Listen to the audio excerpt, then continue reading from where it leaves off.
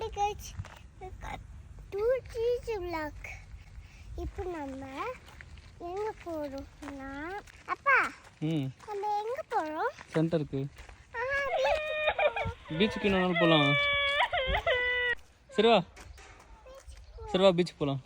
Wow, ஏமாத்த மாட்டவா?